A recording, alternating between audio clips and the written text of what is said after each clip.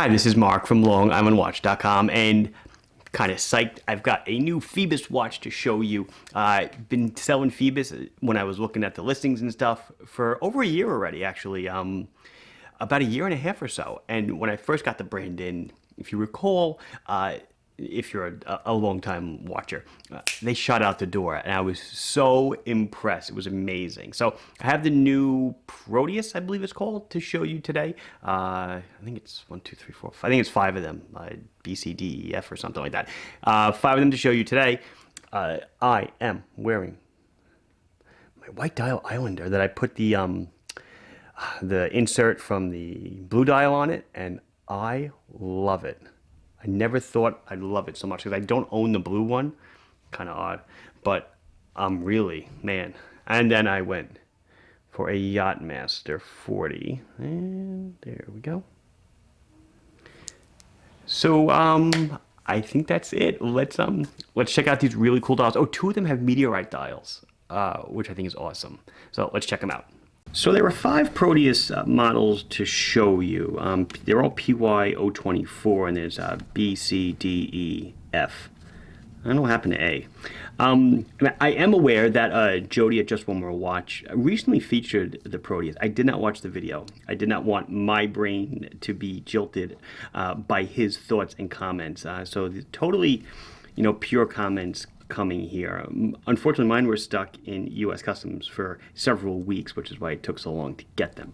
But 5 to show you. They're all the same size and specs. The last 2 I'm going to show are differing only because they have a meteorite dial. But all the usual. So let's go here. Let's dive in. 42 millimeters in diameter. You'll notice it's not exactly a perfectly round, I'm trying to get at the camera, perfectly round case, but it's 42 if we kind of come here for it.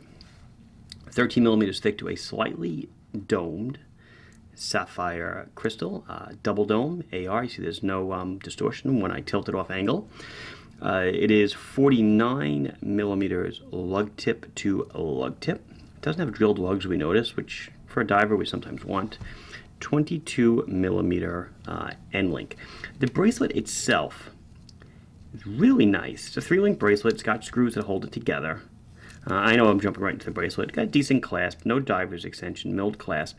It kind of echoes the strap code Hexad bracelet, with those angular links. And it's kind of funny because there is an Islander coming out in a few weeks that will have a bracelet that's quite similar to this. It makes me go, but I know that my manufacturer is not the same that makes these.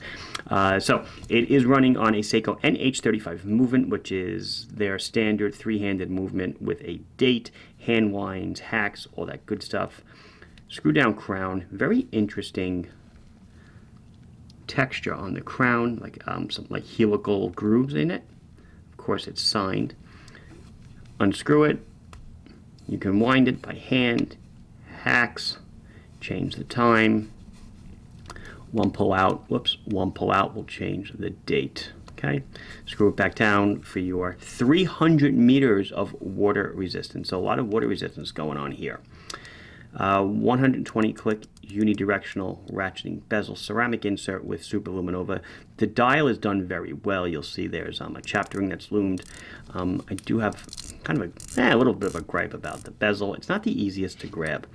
What I dig about Phoibos is it's a dive watch, sure, but they make all their own, pretty brave design decisions. So the knurling on the bezel is not very aggressive. So you can grab it, and the bezel is not very hard to spin, but it is not the greatest, for your fingers to find purchase on. Flipping it over, beautiful engraved case back, Phoibos with their logo, 300 meters. Very interesting pattern in the back for the tool to grab onto. I guess a 3-pointed tool will work fine here. But again, I guess it's really cool to do stuff like this. Solid end links on the bracelet, as you can see. There's the clasp again. Let's come in on the dial. Oh, did I mention price? They're all $299, except for the last 2 that have the meteorite dials. They are more expensive at $419, and that is owing solely to the meteorite dial. $2.99 for this guy. They all weigh about 180 grams. Nice looking hands, good lume, pretty cool lightning bolt seconds hand, automatic written. I think it's automatic. Yep, automatic written in red on the dial. Not the easiest to spot, but it is certainly there. Sorry about the reflections. So this is one of them. I just wanted to move the hands out of the way. So this is the first one, PYO24B. I tried to put them in order in my little box here. Here is C, PYO24C. Now we've gone to it's a black dial and a black bezel, but it is more of it has texture to it, the dial. It's not smooth. I'm going to throw the light on it on purpose so you can kind of see it. It's almost like like a sandpaper appearance. Definitely has texture to it. Looks really nice. By the way, guys, this chapter ring is loomed. We'll see that when we turn the lights down and light her up. There's a mixture, I believe, of BGW9 and C3. So this is the B.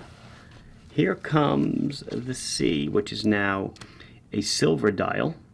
Okay, we still have silver hands. Yeah, we do. I'm just checking. Yeah, sometimes it's hard to see, but silver hands. Kind of a silverish white dial, again with that same pattern and texturing to it. Looks really sweet. You're seeing black because it's reflecting off the camera, but if I go like this, we can get it to reflect off the light studio, which is white, so we see more of a silver. So now here's the first meteorite dial. The difference between the last two I'm going to show you is just the color of the meteorite. This is more of a darker gray or black. It's a beautiful texture. It does command a $120 premium, but let's try to light it up a bit. It's tough to get. It's gorgeous. Love the dial. Obviously they're not running because they're sitting in a box. If it bothers you and you're like, oh, it doesn't have them running, I'll run it up for you. There you go. But if you're into meteorite dials, really cool.